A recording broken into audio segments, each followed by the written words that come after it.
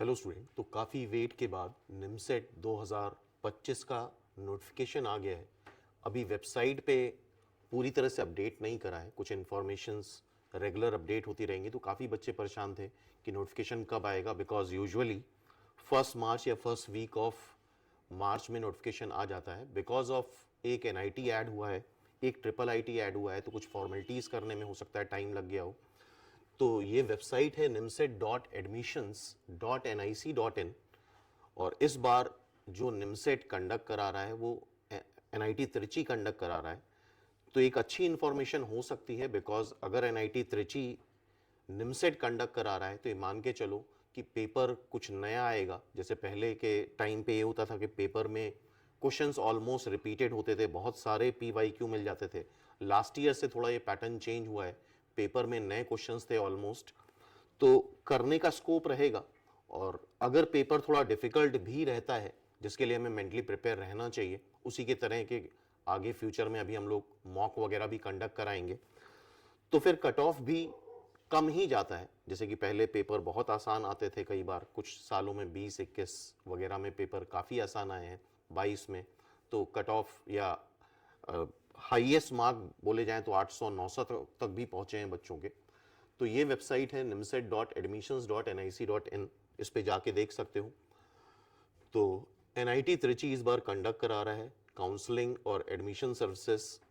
2025 की एनआईटी त्रिची के पास है, तो 2026 के भी जो स्टूडेंट देख रहे हैं, तो मोस्ट प्रॉब्ली 2 साल एक एनआईटी कंसेक्यूटिव ईयर्स में सेम एनआईटी निमसेट कंडक्ट कराता है, तो नेक्स्ट ईयर भी मान के चलो एनआईटी त्रिची ही कंडक्ट कराएगा। तो प्रिपेयर रहो, मेंटली प्रिपेयर रहो कि पेपर अब अच्छे से प्रिपेयर करना होगा। और हम ये मान के चलें कि पेपर में नए क्वेश्चंस आएंगे तो प्रिपरेशन का तरीका बदलना पड़ेगा।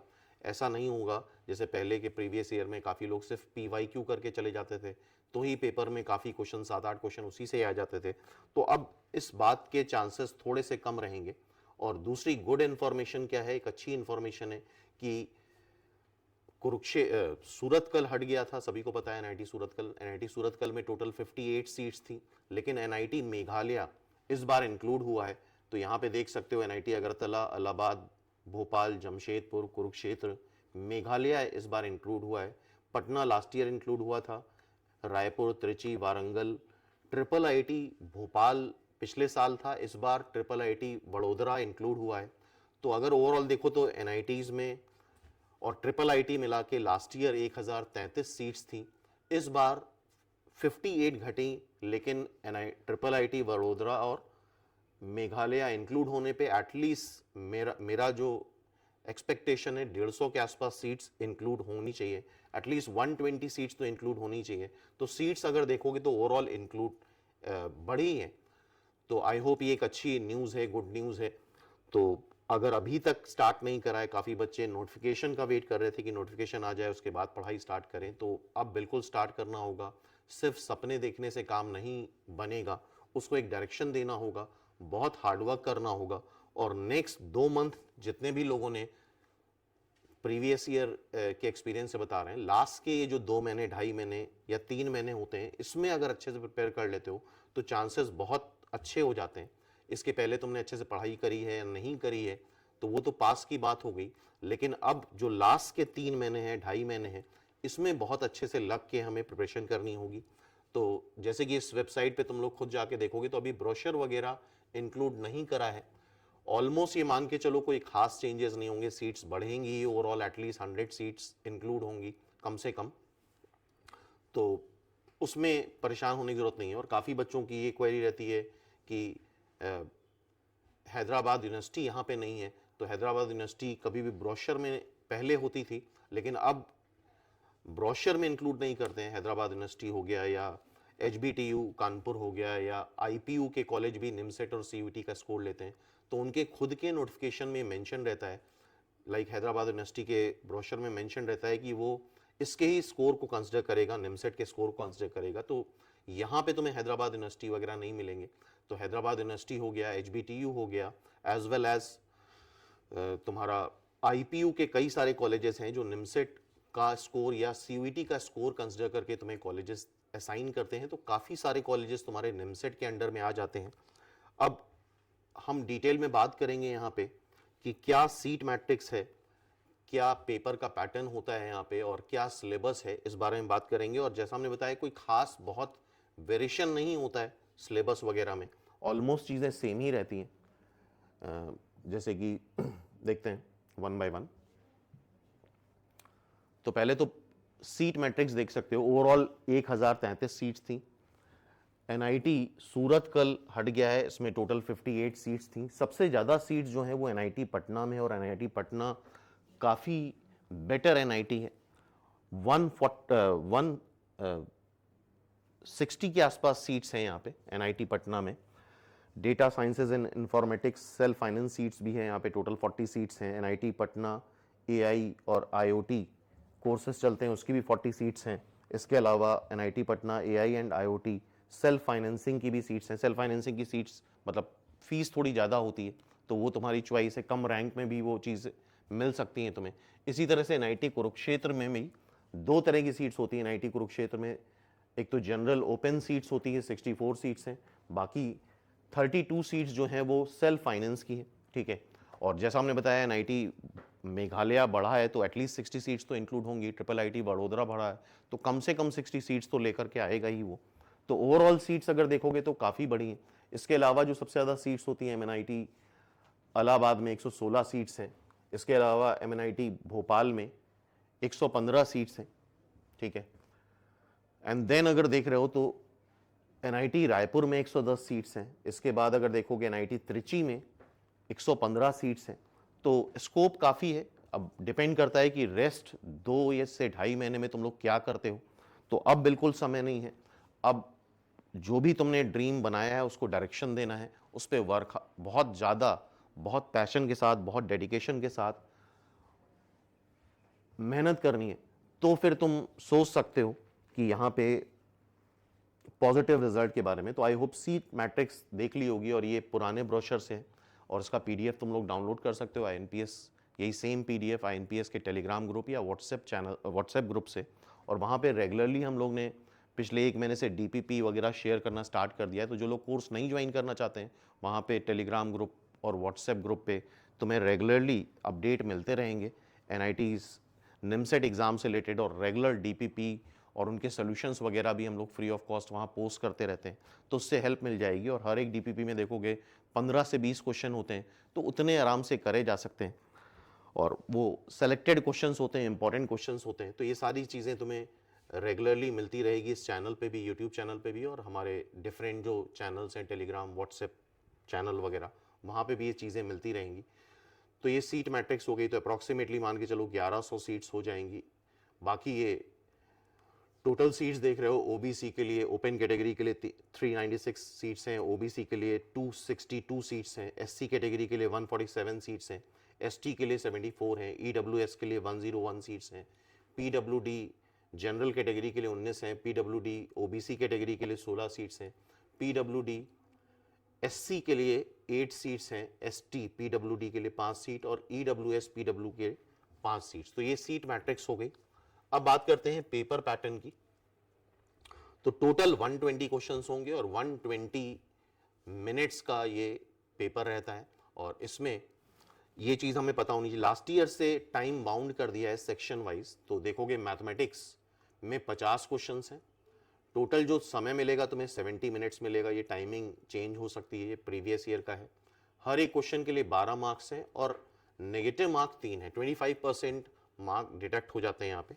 तो जो भी पॉजिटिव हैं उसको 4 से डिवाइड कर दो, टोटल 600 मार्क्स का मैथ्स आता है, ठीक है।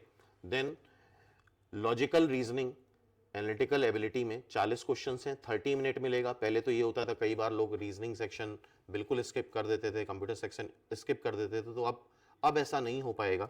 अब तुम्हें इसको टाइम देना ही पड़ेगा, बिकॉज जैसे ही यहाँ के 50-70 मिनट्स खत्म होंगे उसके बाद रीजनिंग का सेक्शन स्टार्ट हो जाएगा। तो हर एक सब्जेक्ट तुम्हें पढ़ के ही जाना पड़ेगा।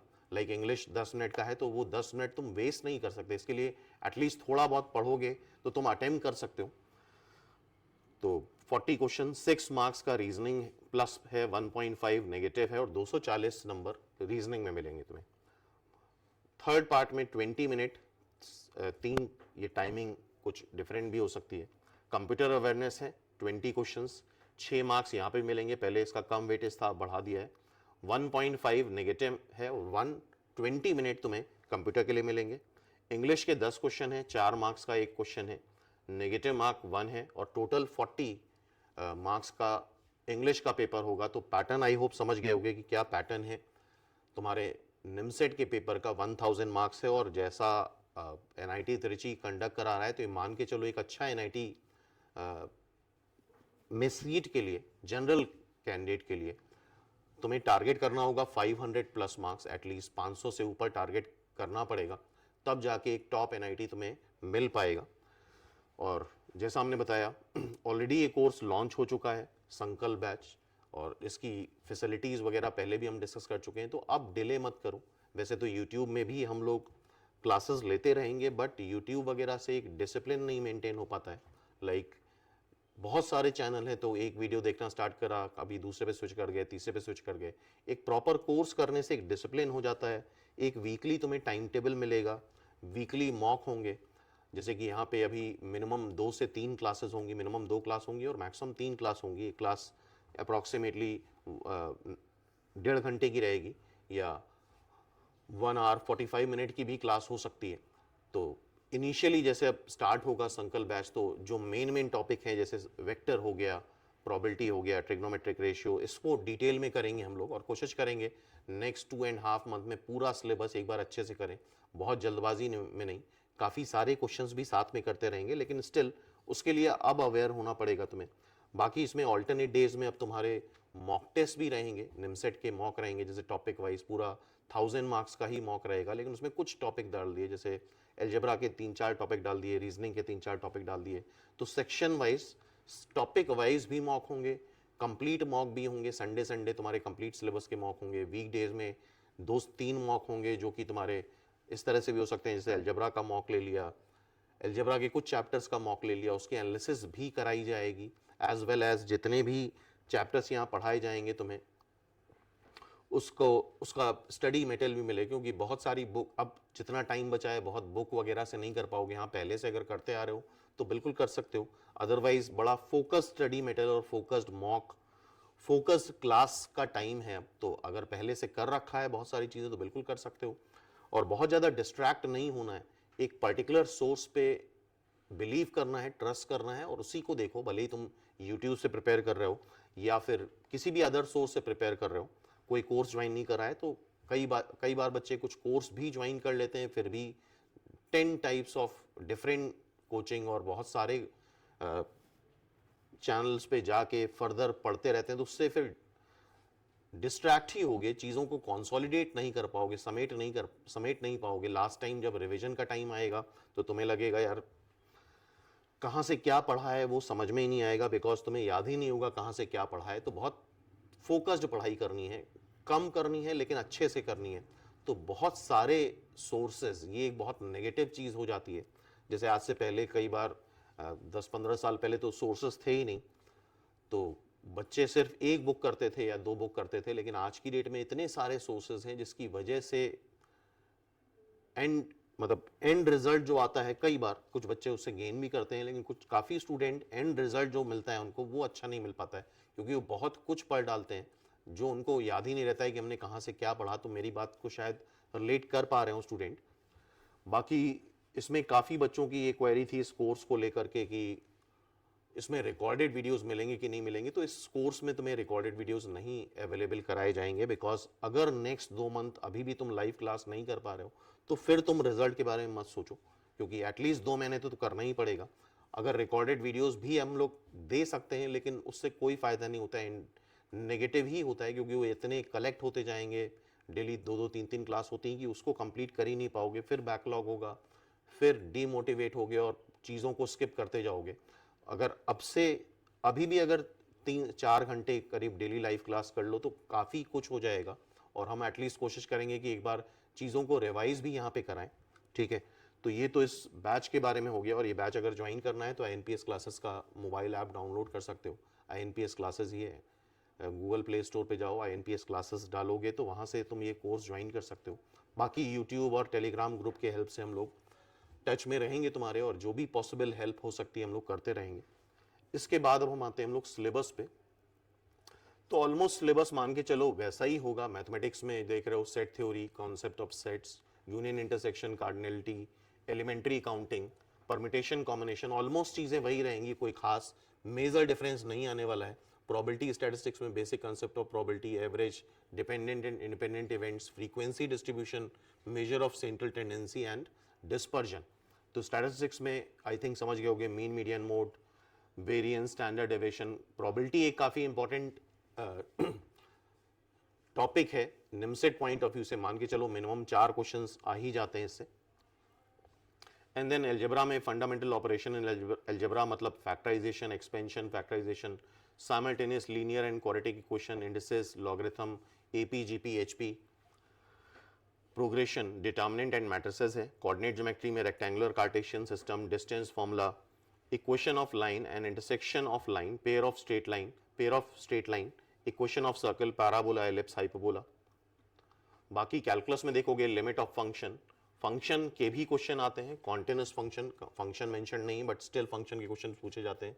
Differentiation of function, tangent, normal, application of derivative में सारी चीजें आती हैं। मैक्सिमा मिना, मोनोटोनिसिटी से भी क्वेश्चंस पूछे गए, रेट मेजर से भी क्वेश्चन पूछे गए, मीन वैल्यू थ्योरम से भी क्वेश्चन पूछे गए, एरर एंड अप्रोक्सीमेशन से भी क्वेश्चंस पूछे गए। तो सारी चीजें मिलती हैं। इंटीग्रेशन में इनडेफिनिट और डेफिनिट कंप्लीट सिलेबस में है हमारे। इसके बाद एरिया अंडर कर्व भी हमारे सिलेबस में है। डिफरेंशियल इक्वेशन हमारे सिलेबस में नहीं मेंशन्ड है बट स्टिल इससे क्वेश्चंस प्रीवियस ईयर अगर देखा जाए 2008 से लेकर 2024 तक 6 क्वेश्चंस डिफरेंशियल इक्वेशन से भी आ चुके हैं। कॉम्प्लेक्स नंबर और बायनोमियल थ्योरम भी कभी निमसेट के सिलेबस में मेंशन नहीं है बट स्टिल बायनोमियल थ्योरम से भी 15 से 20 क्वेश्चंस पूछे जा चुके हैं प्रीवियस ईयर में ला करके। कॉम्प्लेक्स नंबर से भी करीब करीब 8-9 क्वेश्चंस आ चुके हैं। तो अगर बहुत अच्छी रैंक लाना चाहते हो तो ये टॉपिक स्किप नहीं कर सकते। वेक्टर्स बहुत इंपॉर्टेंट टॉपिक है निमसेट पॉइंट ऑफ व्यू से, तो मान के चलो मिनिमम 5 क्वेश्चंस वेक्टर से आने वाले हैं, मिनिमम 5 से 6। तो बहुत डेप्थ में पढ़ना पड़ेगा हमें वेक्टर्स को। ट्रिग्नोमेट्री में ट्रिग्नोमेट्रिक रेशियो बहुत इंपॉर्टेंट है। ट्रिग्नोमेट्रिक रेशियो से भी मान के चलो 3 से 4 क्वेश्चंस एक्सपेक्ट करे जाते हैं हर साल का जो एवरेज है। तो ट्रिग्नोमेट्री में simple identities, trigonometric equation, properties of triangle, solution of triangle, height and distance, general equation of trigonometric equations, ये सारी चीजें तुम्हारे सिलेबस का पार्ट है। इसके बाद कंप्यूटर रीजनिंग में एज सच कुछ खास सिलेबस में मेंशन नहीं करते हैं। रीजनिंग और इंग्लिश में वो इन जनरली लिखा होता है, लेकिन रीजनिंग क्वांट में हम बता दें यहाँ पे रीजनिंग का पोर्शन ज़्यादा होता है। 40 क्वेश्चंस अगर ओवरऑल आ रहे हैं तो मान के चलो तुम्हारे 40 में से 32-33 क्वेश्चंस तुम्हारे रीजनिंग के होंगे, 5-6 क्वेश्चन तुम्हारे क्वांट के होते हैं। क्वांट को लेके बच्चे काफ़ी परेशान रहते हैं। और रीजनिंग में भी जो सबसे ज़्यादा इंपॉर्टेंट होता है निमसेट में, दैट इज पजल।